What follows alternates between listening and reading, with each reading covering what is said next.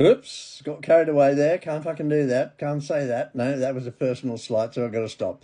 By the way, the 50 people who turned up for the demonstration, according to the BBC, and the big demonstration in London yesterday, at least 50 to 100 people turned up, according to the BBC. Well, I'm exaggerating slightly, but you know what they're like. They reckon 100,000, 110,000. I don't know where they picked that figure out from. But I've looked at the aerial photographs and the video shots from drones taken by various people. It was fantastic numbers of people. I mean, there's got to have been 10 Wembley stadiums full, so there's got to have been 1 million people in London demonstrating, most of whom demonstrating anti-immigration, proud to be British and waving their flags. It was a joy to watch, a joy to behold. And there were a few fucking fucking fascist demonstrators, very tiny number. And when they came together with the other people, who outnumbered them about 50 to 1, then the violence occurred, because the left always start the violence and then blame it on us, the Conservatives. Oh, no, no.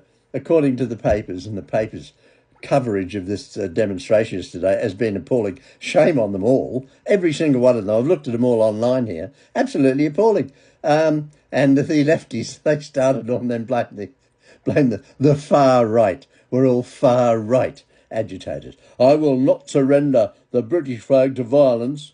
This is Sir Keir Starmer. He said that yesterday. Oh, fuck off. You know, you're fucking ruining our country. Last week was a disaster for you. And that embarrassing situation with the bloody ambassador to Washington, I mean, Mandelson. And I talked about this a year ago in one of my TikToks. I said, how would they do that, knowing his background? And I could see it. Couldn't they? I mean, haven't they got all the resources of our government behind them and all, MI5 and fucking all this other stuff, and they took him over and let him go and be the ambassador to the White House, to Washington. The most prestigious ambassadorship in our foreign relations calendar, I would have said, you know, following on from Australia. But you know what I mean. Seriously, totally fucking unsuitable. Horrible. Very clever. I mean, Mandelson, you've got to give him he's loaded, by the way. Oh, he's fucking fiddle money left, right and centre. And he, you know, part of the Blairite, that guy, that bloody other crook. Another Labour Prime Minister. He's worth millions now. God knows where anybody was to him. It's like Gordon Brown selling off our gold. I'm not going to go on about that again. Another awful Prime Minister. We've had some beauties over the past 30 years, haven't we? Including, I have to say, Boris Johnson, who I actually thought was going to be a good guy and turned out to be a bit of a wanker. He was a great mayor of London, though. I wish he was back as mayor of London.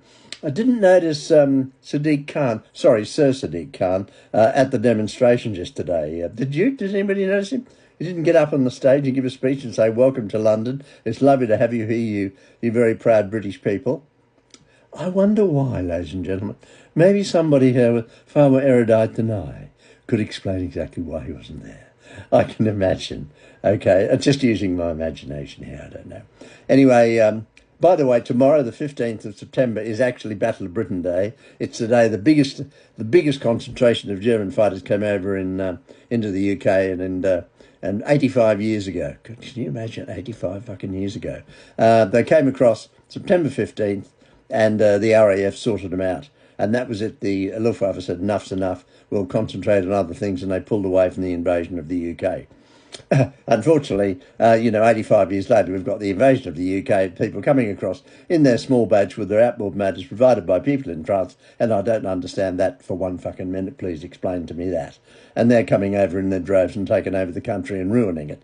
We've got to do something about it. The sooner the fucking better. And we've got to put detention centres, make it very uncomfortable for them, give them the bare minimum.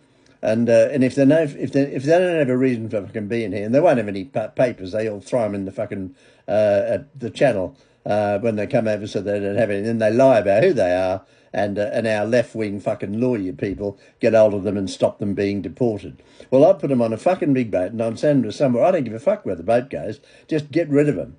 This can't continue, you know, and that's why people are doing these demonstrations. This is the biggest demonstration I've ever seen and ever heard of in the UK. Estimates going anywhere between, well, according to the BBC, 50 people, Sky News, 100,000 people. various other sources, 110, 150, and other sources saying well in excess of 1 million. I go with that one, that number, because I've seen the drone footage and it was unbelievable, the numbers of people who made the effort to go and do that and show their Britishness. So proud of you all, so proud of every single one of you.